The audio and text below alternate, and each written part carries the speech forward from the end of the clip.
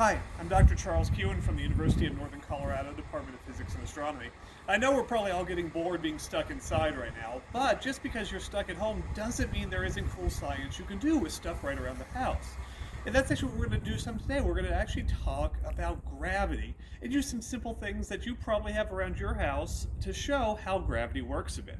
Gravity is really cool and actually really important. It's probably the most important force in the universe because it's the reason that stars and planets form, it's the reason that planets go around the sun, and it's the reason that when I jump, I don't keep going off into space. I come back down here to the ground. So gravity is obviously really important for us, but it's also really cool. And one of the coolest things about gravity is it makes things fall at the same rate regardless of how much mass they have, how much material they're made out of. Now you're probably going, whoa, no, that doesn't make any sense. That's not what I've seen. I've dropped stuff before, they hit the ground at different times. No, that's not right. Because you may have done something like this, where you have something that's kind of low in mass, maybe a sheet of paper. You have something that's a little bit higher in mass, maybe an empty soda bottle that I put some water in, a little food coloring to make it easier to see. And you've maybe taken them and you've dropped them. Let's make sure I can do this at the exact same time. And of course what happens is the soda bottle hits pretty quickly and the paper flies around randomly there. Picked a windy day because it actually kind of helps to make that even more obvious.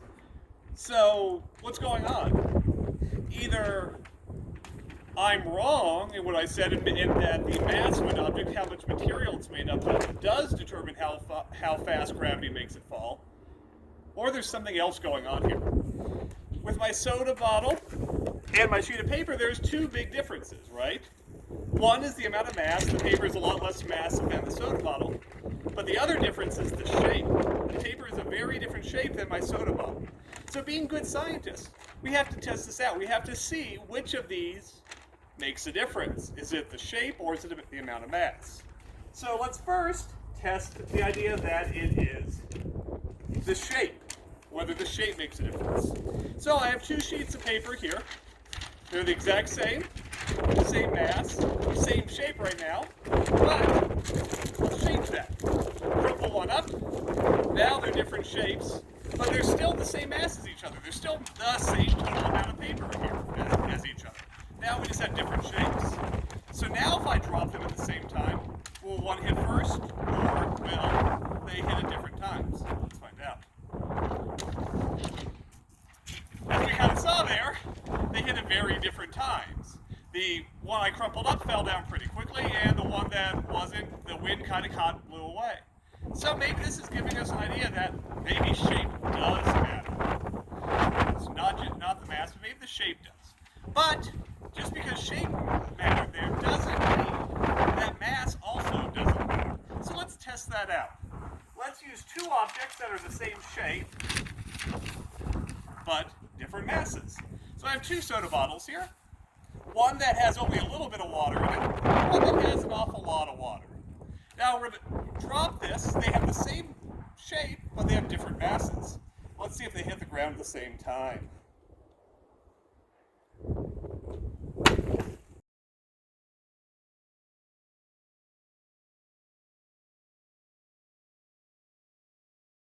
They hit the ground at the same time.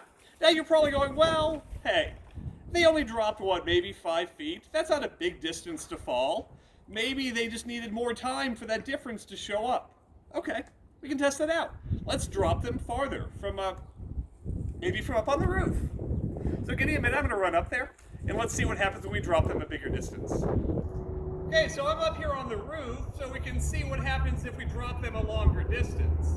Now, don't try this at home. I'm either a professional or crazy, and I do have medical staff standing by. So, I'm going to drop these at the same time, hopefully, and we're going to see what happens.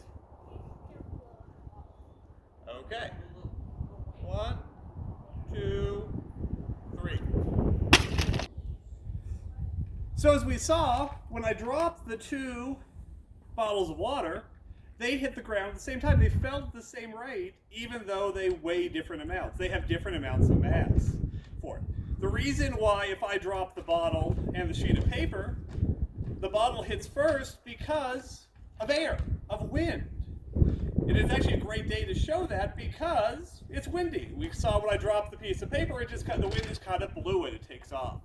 So wind resistance means that shape matters when it comes to things falling. That's the reason, for example, parachutes work. You jump out of an airplane to go skydiving, you fall pretty quickly, then you open your parachute, and it slows you down. Obviously, your mass didn't change. You have the same amount of material, but that parachute made a much bigger surface for the wind to catch on and to slow you down. Without that air, if we were maybe in space or on the moon, that sheet of paper and that bottle would have hit at the exact same time. So hopefully you learned a little bit something about gravity today and realize that there's an awful lot of science you can do at home. Just make sure you're staying on the ground to do it.